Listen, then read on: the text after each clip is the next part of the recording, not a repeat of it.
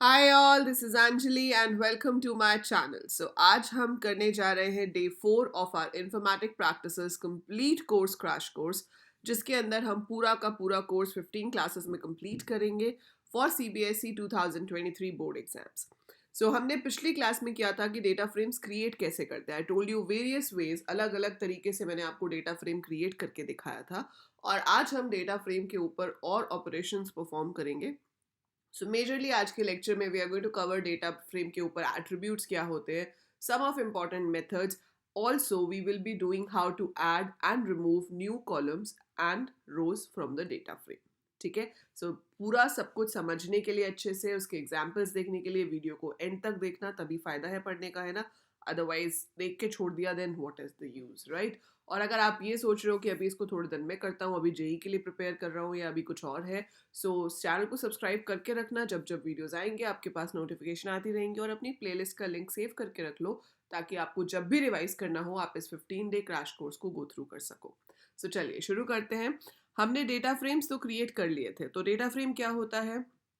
2 dimensional data structure, जिसके अंदर जो आपका डेटा है वो रोज एंड कॉलम्स की फॉर्म में स्टोर होता है, right. So that is what we did. It is mutable, मतलब इसमें हम कभी भी चेंजेस कर सकते हैं, नया डेटा ऐड कर सकते हैं, पुराना डेटा रिमूव कर सकते हैं. और वही हम सब देखेंगे कि आज हम कैसे कर सकते हैं.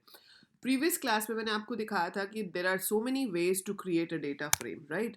सो मैं एक डेटा फ्रेम यहाँ पे क्रिएट करूंगी, और वो डेटा फ्रेम हम ले लेते हैं, मान लो एम्प्लॉयज के लिए. तो सबसे बेस्ट तरीका जो मुझे लगता है डेटा फ्रेम क्रिएट करने का, वो है डिक्शनरी ऑफ लिस्ट, DOL. सो उसको आप कैसे क्रिएट कर सकते हो? डिक्शनरी ऑफ लिस्ट के लिए हमने यहाँ पर एक डिक्शनरी ली, जिसमें मैं सबसे पहले कॉलम का हेडिंग ले लूँगी. सो मेरे को कॉलम का हेडिंग चाहिए, मान लो emp I D. So I am going to have multiple columns, जिसमें मेरे को एम्प्लॉय आईडी चाहिए.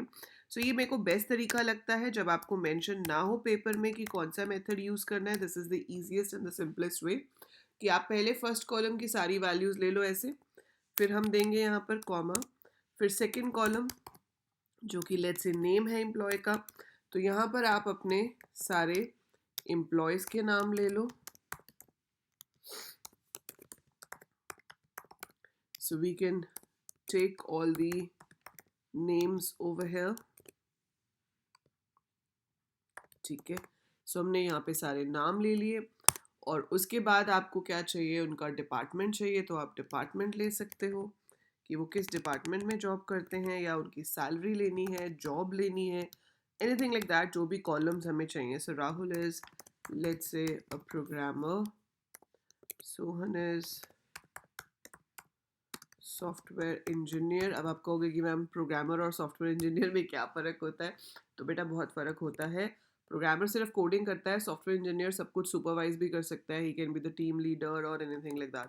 सो चीज़ें डिफरेंट हो जाती हैं थोड़ी सी. ठीक है. Kirti is accountant and Tanu is executive.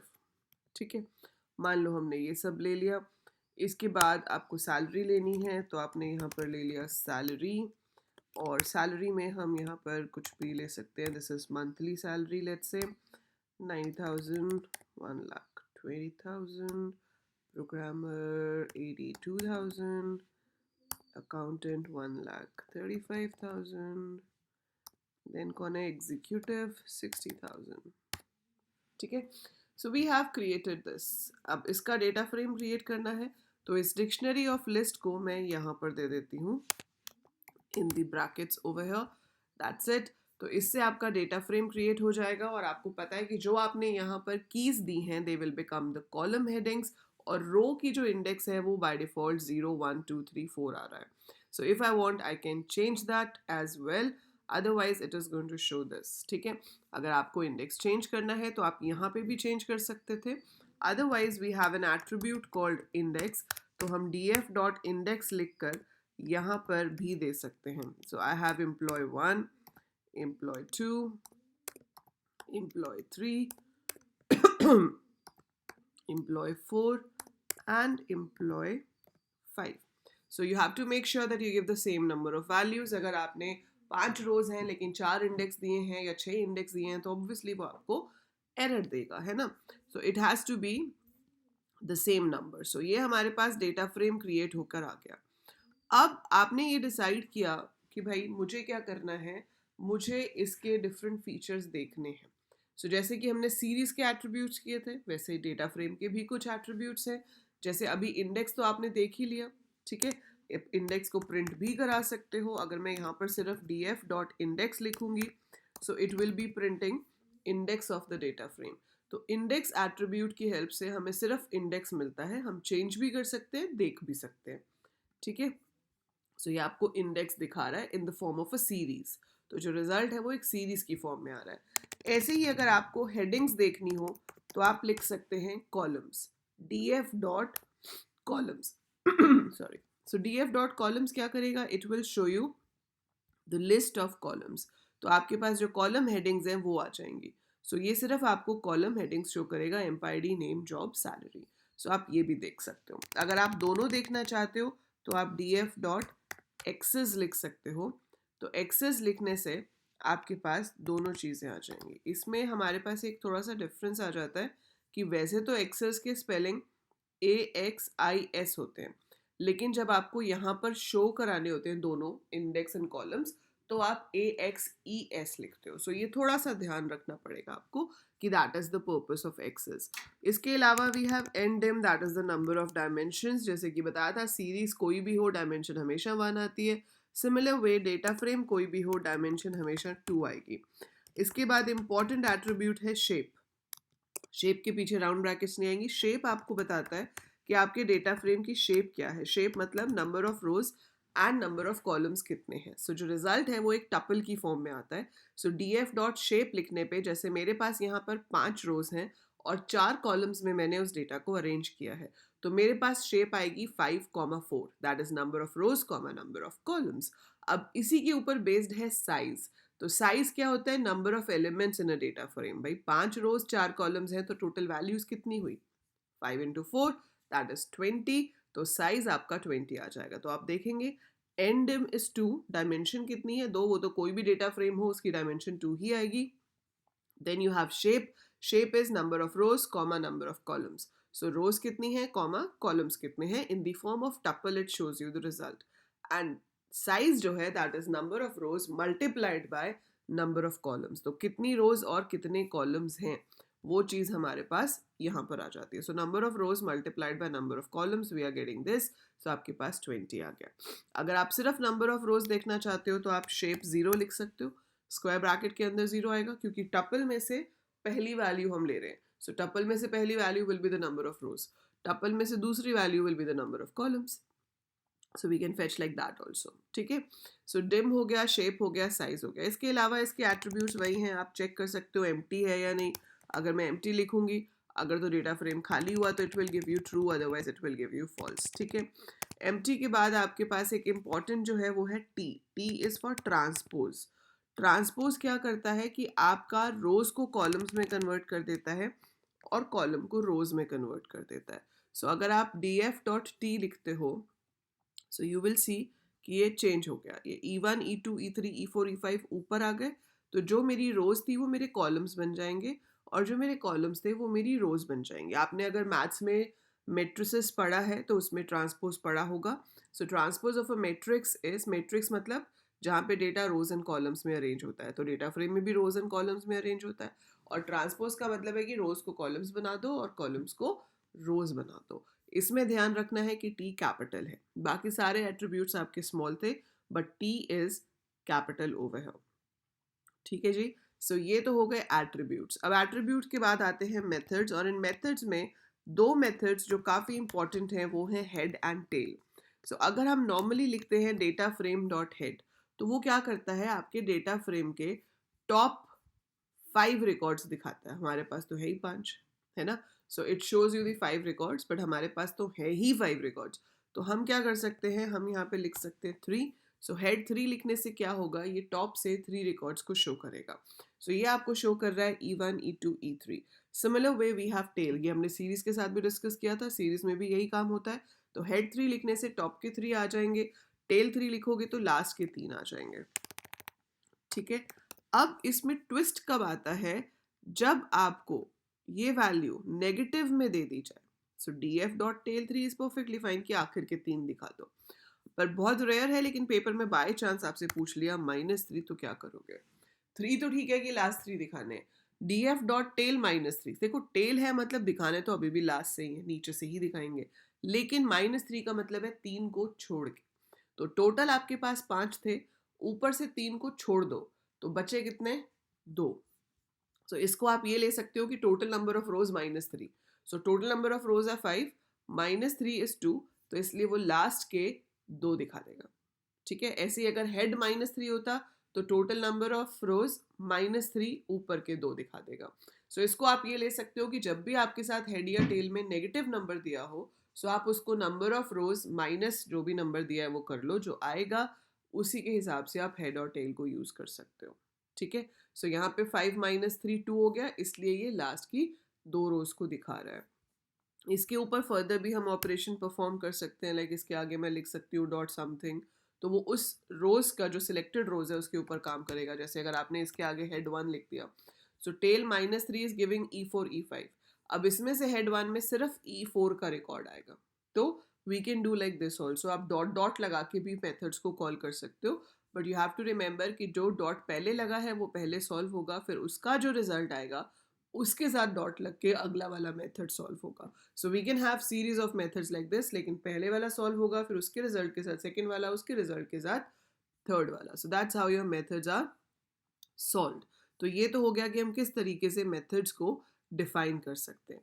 तो ये आपका मेथड यहाँ पर डिफाइन हो गया, हेड और टेल किस तरह से यूज होता है। इसके अलावा हमारे पास कुछ मेथड्स हैं जो कि कैलकुलेशंस करते हैं, जैसे कि आपके पास है काउंट। अब साइज और काउंट में एक बड़ा डिफरेंस होता है, सीरीज में भी और डेटा फ्रेम्स में भी, कि साइज जो है वो नल वैल्यूज को भी काउंट करता है, लेकिन जो काउंट है वो नल वैल्यूज को नहीं गिनता। जैसे कि आप यहाँ देख रहे हो, तो एम्प आई डी है 5, नेम है 5, जॉब है 5, ये आपको क्या काउंट करके बता रहा है कि हमारे पास हर कॉलम में कितनी वैल्यूज है। तो एम्प आई डी में कितनी वैल्यूज हैं? 5 हैं। नेम में कितनी वैल्यूज हैं? 5 हैं। जॉब में कितनी है? 5। सैलरी में कितनी है? 5। ठीक है, काउंट के साथ साथ आपके पास और भी फंक्शंस हैं, जैसे कि मैक्स, मिन, सम। तो अगर मैं यहाँ पर मैक्स को कॉल कर लेती हूँ तो वो मुझे बताएगा कि एम्प आई डी में हाईएस्ट वैल्यू कितनी है? 105। नेम में हाईएस्ट वैल्यू कितनी है? तनु। ये हाईएस्ट कैसे आई? एज पर दी स्काई वैल्यूज। तो एज पर दी स्काई वैल्यूज टी सबसे बड़ा है। सॉफ्टवेयर इंजीनियर जॉब में बड़ा इसलिए नहीं है क्योंकि इसमें कैरेक्टर्स बहुत सारे हैं। अगर आप ABC देखो तो एग्जीक्यूटिव E से शुरू होता है, प्रोग्रामर P से शुरू होता है, PQRS, S बाद में आता है। So software engineer is higher because S बाद में आता है। और सैलरी हाईएस्ट कितनी है? 1,35,000। Same way you can fetch minimum. So df.min भी कर सकते हैं। ठीक है, df.sum भी कर सकते हो, उससे आपके पास टोटल होकर आ जाता है। सो उसमें आपके पास सम आएगा, लेकिन अब सम में आप एक चीज़ देखोगे कि जब मैं यहाँ पर सम को कॉल करूँगी और मैं यहाँ रिजल्ट देखूंगी, तो आपके पास जो स्ट्रिंग्स हैं दोज आर कनकैटिनेटेड। देख रहे हो? तो सम में क्या हो गया, जो स्ट्रिंग्स हैं वो कनकैटिनेट हो गई, because some is like plus करते जाओ सबको, तो नंबर्स तो ऐड हो गए लेकिन स्ट्रिंग्स विल बी कनकैटिनेटेड। ऐसे ही हमारे पास एवरेज फंक्शन नहीं होता लेकिन मीन होता है।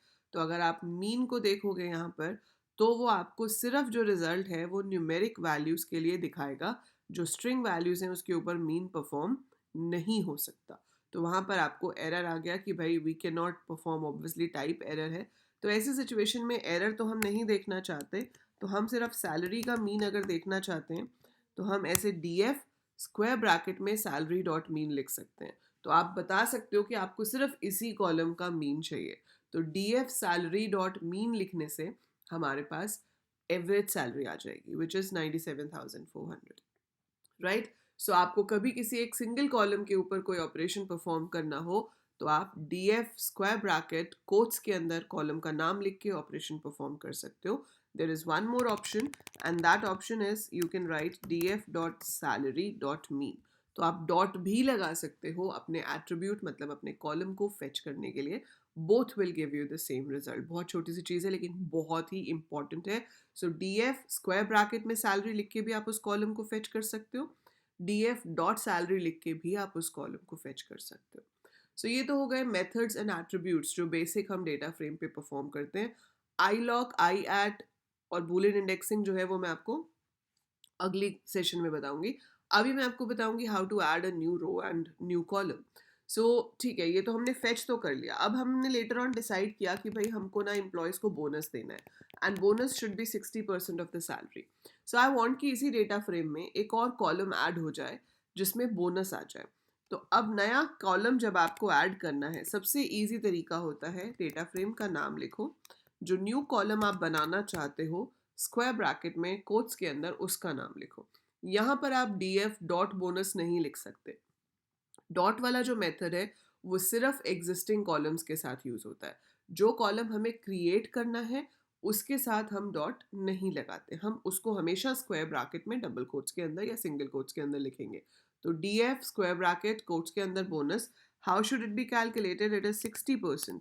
60% मतलब 0.60 multiplied by what, df salary. अब यहाँ पे आपकी मर्जी है, आप डॉट भी लगा सकते हो या स्क्वायर ब्रैकेट में सैलरी भी लिख सकते हो, बोथ विल वर्क। और उसके बाद हमने डेटा फ्रेम को प्रिंट करा दिया।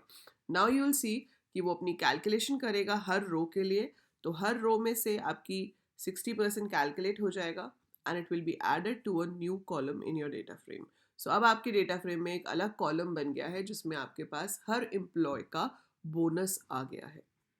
सो that's how we have got the bonus over here.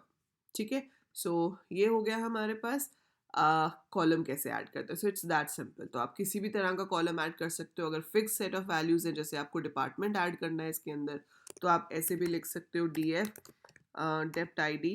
मेरे पास पहले डिपार्टमेंट नहीं था, लेटर ऑन आई डिसाइड कि मुझे इसमें डिपार्टमेंट भी चाहिए, और मैं यहाँ पर 2010 2020 something like this I take it. तो आपको सेम नंबर ऑफ वैल्यूज लेनी पड़ेंगी जितनी आपके पास रोज हैं, अदरवाइज एरर आएगा। सो हम फिक्स वैल्यूज को भी ऐड करा सकते हैं ऐसे, या फिर हम कोई फॉर्मूला भी लिख सकते हैं जिससे जो रिजल्ट है वो कैलकुलेट होकर नया कॉलम बन जाए। So both ways we can create a new column. अब आती है बारी नई रो ऐड करने की। So you want to add a new row. तो मैं ये अभी के लिए डिपार्टमेंट आईडी हटा रही हूँ, क्योंकि we have to give one more अगर हम और रो ऐड करते हैं, जबकि ये चीज़ अपने आप कैलकुलेट हो जाएगी अगर मैंने इससे पहले ऐड किया है। तो अब एक नई रो ऐड करने के लिए आप यूज़ कर सकते हो लॉक या फिर एट। ठीक है, सो LOC या फिर एट, और इसके अंदर आपको नया इंडेक्स देना है। तो E5 तक तो मेरे पास था ही, तो मैंने यहाँ पर E6 दे दिया, और E6 के अंदर I will give what ever values I want. ठीक है, सो यहाँ पर मैंने दे दिया कुछ भी। Saurabh, Saurav is again an executive and earning 62,000। ठीक है, सो यहाँ से आपने एक न्यू रो ऐड कर ली। आप यहाँ पे लॉक की जगह ऐड भी लिखते तो भी ये ऐसे ऐड हो जाता। ठीक है, अब यहाँ बहुत फर्क पड़ता है कि मैंने पहले कौन सी लाइन लिखी है। मैंने पहले रो ऐड करी है, उसके बाद बोनस कैलकुलेट किया है, इसलिए इस सैलरी का बोनस भी कैलकुलेट होके आ गया। लेकिन अगर आप उल्टा कर देते, आप बोनस वाली लाइन पहले लिख देते, इसको बाद में ऐड करते, तो एरर आ जाता। वो कहता भी एक वैल्यू कम है, आपको बोनस भी देना है, क्योंकि तब वहाँ पर 5 कॉलम हो जाते। सो अभी मैंने 4 दिए क्योंकि 4 कॉलम्स हैं। 5th column is created after inserting the row, so it is all good. So that is how we can add a new row और अ कॉलम। तो अगर आपको पेपर में आता है कि एक नया रो ऐड करके दिखाओ या नया कॉलम ऐड करके दिखाओ, so this is how you can add a new row and a new column to an existing data frame. अब आती है बारी डिलीशन की। If you want to delete a row और कॉलम, सो डिलीट करने के लिए रो को we have a method called drop. So drop, DROP, drop is used if you want to delete a row from a data frame. So अगर आपको एक रो delete करनी है, इस दोनों को मैं अभी कमेंट बना देती हूँ फिलहाल के लिए। ये हमने देख लिया है कैसे काम करते हैं। Now I want to delete, so I will write df.drop and I want to delete E4। So, मैंने यहाँ पर E4 दे दिया। आपको रो का लेबल देना है। अब प्रॉब्लम ये होती है कि जो ड्रॉप फंक्शन है ना, ये E4 को डिलीट तो कर देगा, लेकिन ये रिटर्न करता है बचा हुआ डेटा। अगर मैं इसको फिलहाल रन करूंगी तो आप देखोगे कि कोई चेंज नहीं आएगा। डेटा फ्रेम में पहले भी 5 रोज थी, अभी भी 5 रोज हैं, देयर इज नो डिफरेंस, क्योंकि उसने क्या किया, रिटर्न किया, लेकिन उसने करंट डेटा फ्रेम में कोई चेंज नहीं किया। So one option is you right df.drop E4 और जो रिजल्ट आ रहा है उसको वापस df में डाल दो, ताकि df अपडेट हो जाए, ताकि आप जब इसको रन करो तो अब इसमें E4 ना आए। तो अब आप यहाँ देख रहे हो तो E1 E2 E3 E5 है, E4 is not there. One option is this, another option is आप इससे अलग मेमोरी एलोकेट नहीं करना चाहते हो, आप चाहते हो कि ठीक है जो लिखा हुआ था दैट इज फाइन, लेकिन करंट डेटा फ्रेम में ही चेंज हो जाए. So if you want to mutate your data frame, if you want कि वही डेटा फ्रेम चेंज हो जाए, तो आपको यहाँ पर लिखना पड़ेगा in place is equal to true. So when you write in place is equal to true, that means कि हम उसको बता रहे हैं कि डेटा फ्रेम में से रिटर्न कुछ नहीं कराना. We don't want to return anything, we want कि इसी डेटा फ्रेम में चेंजेस हो जाएं. सो इफ़ यू वांट कि उसी डेटा फ्रेम में चेंजेस हो, तो आप ऐसे लिख सकते हैं. अब आप देख रहे हैं यहाँ से E4 डिलीट हो गया है और मैंने DF इज इक्वल टू भी नहीं लिखा. So it can delete from your current data frame. ठीक है. एक से ज़्यादा रोज एक साथ डिलीट करनी हो तो आप स्क्वायर ब्रैकेट के अंदर उन सारी रोज के इंडेक्स दे सकते हो जो आपको डिलीट करनी है. For example, I want to delete E1 and E4. So I'll write E1 comma E4, right? And then I run this. So make sure कि आप उसको square bracket में लिखो. You have to mark it as a list. अगर आप as a list नहीं दोगे तो error आ जाएगा. So अभी E1 और E4 दोनों यहाँ से delete हो गए हैं. So that's how you delete a row. तो रो डिलीट करने का तो जी एक ही तरीका है और वो है ड्रॉप. अब आती है बारी कॉलम डिलीट करने की.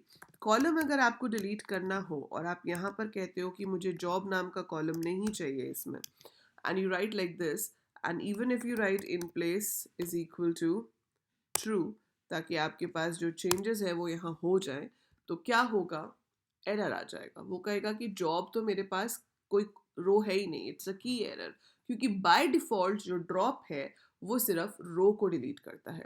सो by default it deletes only the row. You want to delete the column, तो यहाँ आपको लिखना पड़ेगा axis is equal to 1. So by default axis 0 होता है. हम यहाँ एक्सेस इज इक्वल टू 1 लिखेंगे ये बताने के लिए कि हमको क्या डिलीट करना है, कॉलम, रो नहीं डिलीट करनी. तो आप देख रहे हो यहाँ से जॉब कॉलम इज डिलीटेड.